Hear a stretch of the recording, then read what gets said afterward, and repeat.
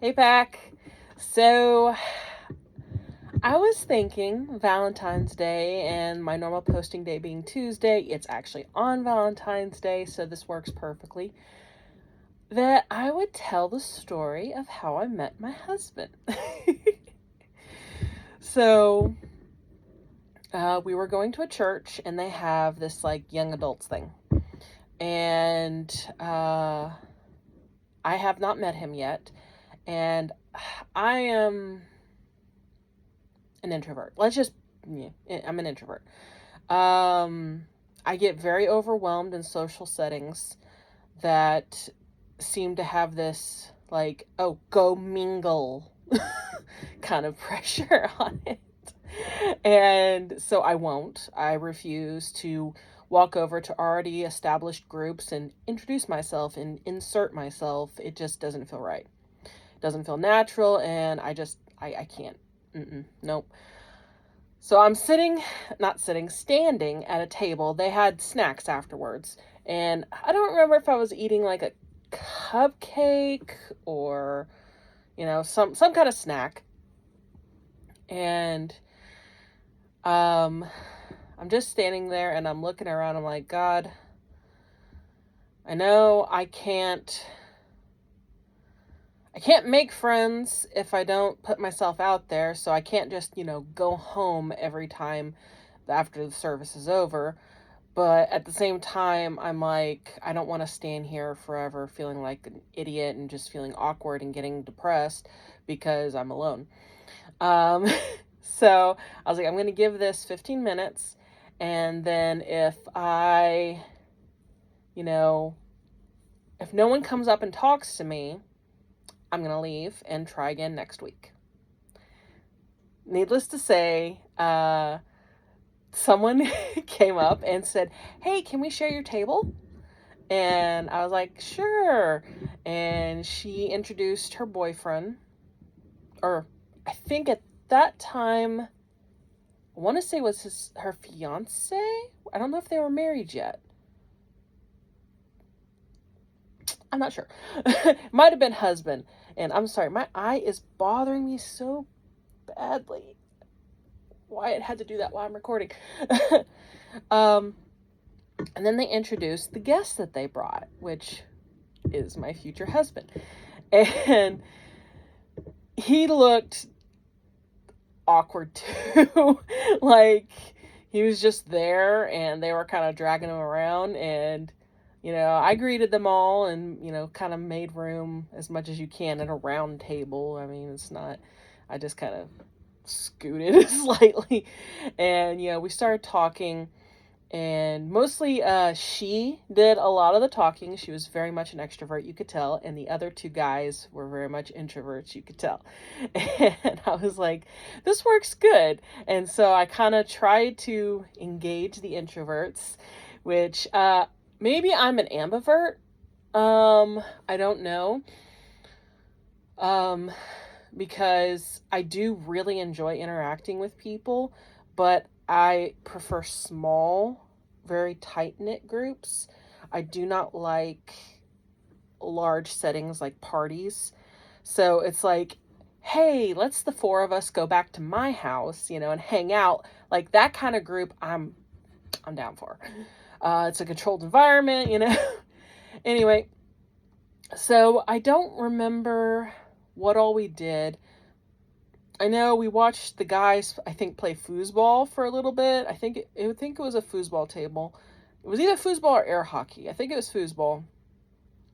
And I was talking to the girl, and, I don't know if we exchanged numbers right off, but I was like, hey, we'll see you next week kind of thing. And repeated sessions of this, I would actually hang out with him.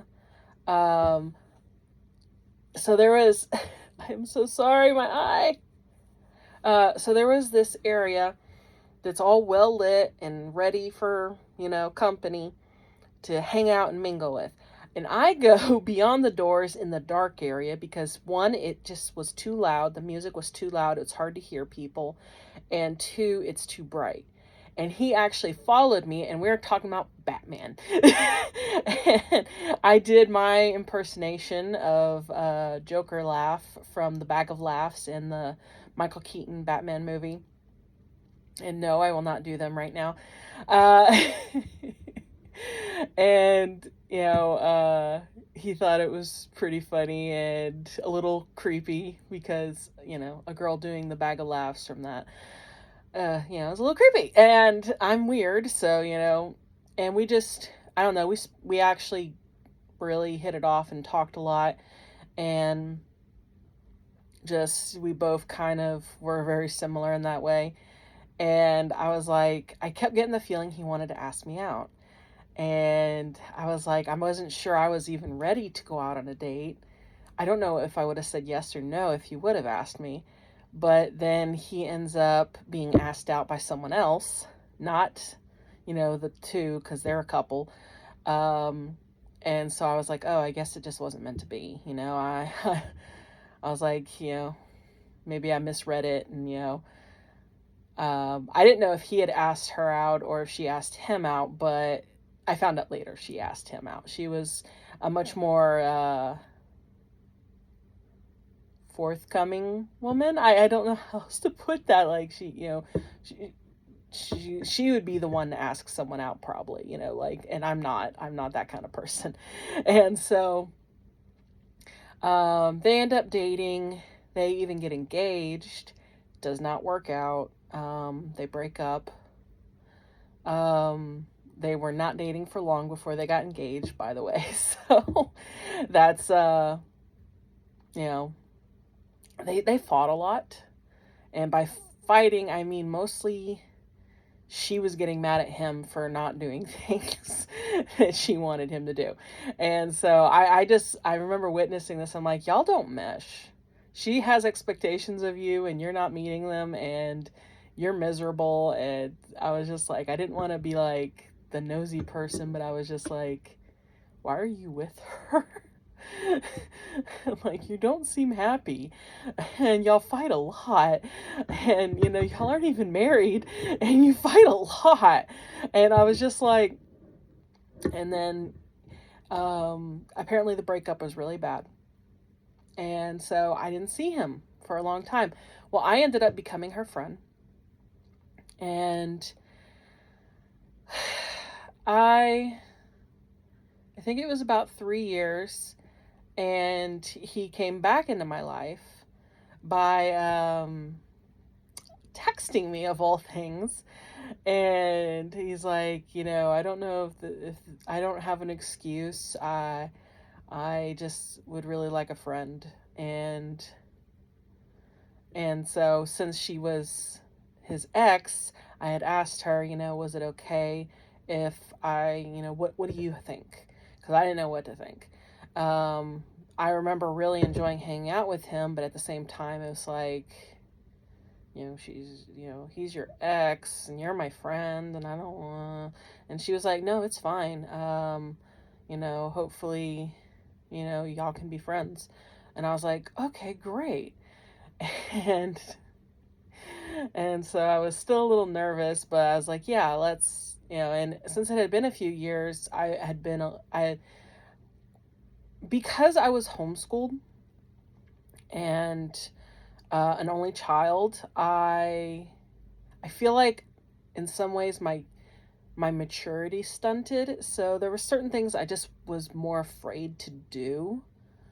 And so before, I would not allow myself to be alone in a car with a guy, period. I didn't, unless he was family. And, and I hit a certain age, and I was like, what am I being all weird about? As long as I trust them and don't think they're going to, do anything. I wouldn't do it with a stranger, but like if it's a coworker or, someone giving me a ride to work, so I kind of relaxed about that. So, because I didn't feel that he was any kind of danger, and, my friend didn't give me any, signs that he was dangerous in any way, because, I felt she knew him better because they were engaged. Well, we started hanging out, and I literally tried to scare him away. I I started sharing everything. Like, I was already a very open person, but at this point, I was so tired of people who, because nothing against the other friends, but they left our life really quickly. And, we had literally had a housewarming party, and then the next thing I hear is they've left the city and have moved and they're gone. And I'm like, what? And so I'd had lots of friends come and go, and I was done with it. And I was like, you know what? Let's see how real you are about wanting to be my friend. And I said, and you know what? If I got married, and I just literally I literally was trying to scare him away. And he instead really liked my honesty. He loved how vulnerable I was and how completely transparent, and I wasn't, one of those girls who tried to play mind tricks on him or, make him read my mind to think what I'm feeling. I was just like, nah. And so, uh, we became more serious. And, you know, unfortunately, my friendship with his ex did not last because she was actually she was trying to steal him from me. And I'm like, what? Why would you do that? Why would you try and steal him? And then I found out she had been lying to me and manipulating, and yeah, it really hurt. And I forgive her, but I can't have her in my life because I don't trust her. And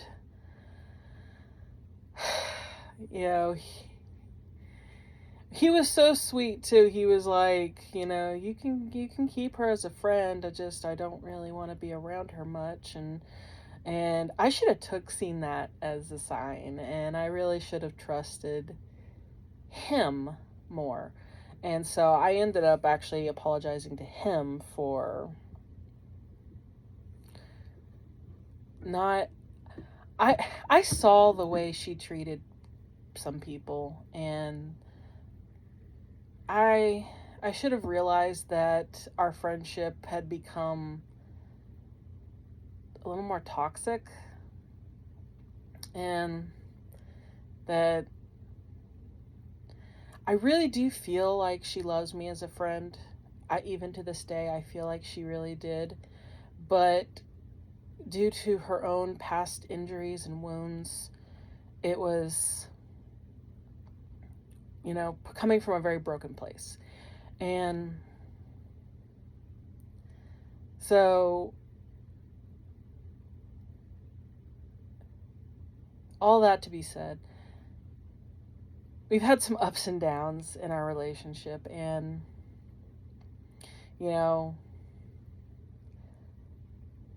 I've dealt with some loss for our relationship, but I don't regret it.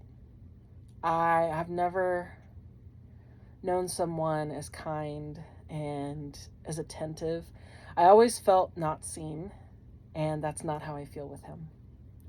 He notices things about me. I can sigh a certain way, and he's like, "Are you okay?" And I'm like, "Yes." He's like, "No, really." And I'm like, "No, but I don't want to tell you because I'm like, I don't want to talk about it." Because sometimes we just don't want to genuinely talk about it. And it's not, me trying to be manipulative to him. It's just that I don't, I'm embarrassed that I don't, and that I'm not okay. And one of the things that, there's a song, I think it's I'm Not All Right, I think is what the name of the song is. And I tried to make my anthem, "It's okay to not be okay." And he is a safe place for me to not be okay. And, you know,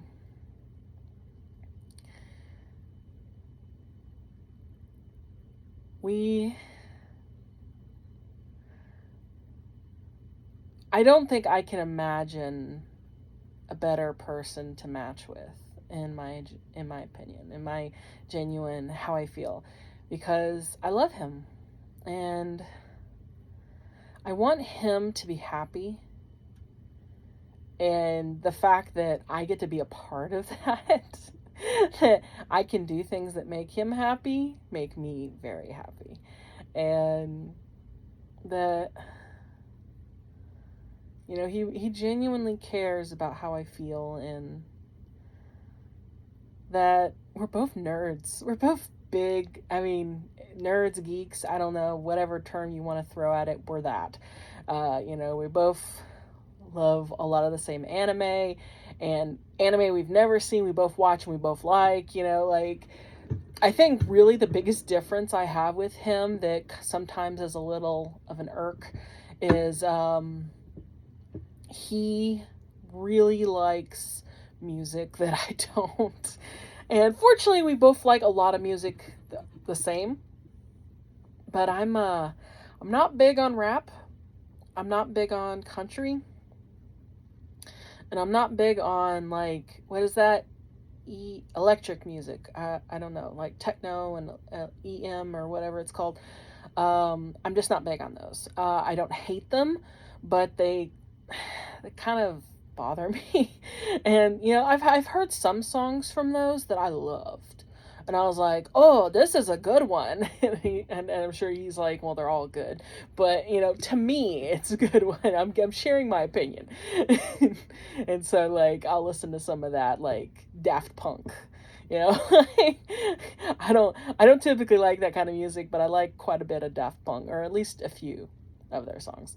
But I'm more like classic rock. I grew up on classic rock. I love classical music. You know, contemporary, some alternative. You know, and then you know a lot of '90s stuff. You know, I grew up in the '90s. But anyway, all that aside to say that I spent a very long time hoping and praying and wishing and dreaming for my future husband. And in many ways, he is everything I asked for and more. And in a couple ways, he isn't quite what I asked for. But I'm very glad I got that too. And I love him. And here's to many, many more Valentines down the road. And don't forget, howl at the moon. Bye.